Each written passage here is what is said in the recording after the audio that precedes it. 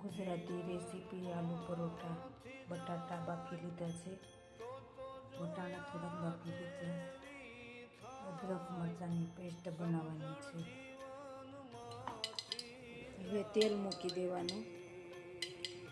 તેલ આવી ગયા પછી રાઈ નાખવાની.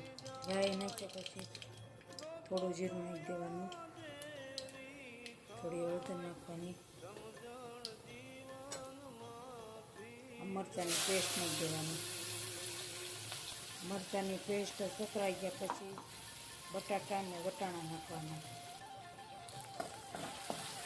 સાતળવા મળે એટલે બટાટા અને વટાણા નાખવાના છે. ગુજરાતી રેસીપીમાં થોડીક તો ખાંડ નાખી છે. આલુ પરોઠાનો મસાલો છે, તેમાં થોડી ખાંડ નાખી, જરૂરિયાત મુજબ મીઠું નાખવાનું છે, થોડુંક જીરું પાવડર નાખી દેવાનું છે. વટાણા નાખી દીધા, બટાટા નાખી દીધા. હવે થોડોક ગરમ મસાલો નાખવાનો, થોડોક લીંબુનો રસ નાખી દેવાનો સ્વાદ પ્રમાણે.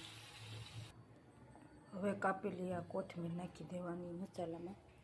મસાલો તૈયાર થઈ ગયો આલુ પરાઠાનો.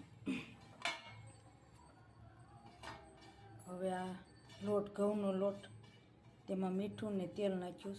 હવે લોટ બાંધી લેવાનો. પરોઠા હવે રોટલી વણી નાખવાની, પછી શેકવાની, એમાં મસાલો નાખવાનો. હવે પરોઠા તૈયાર.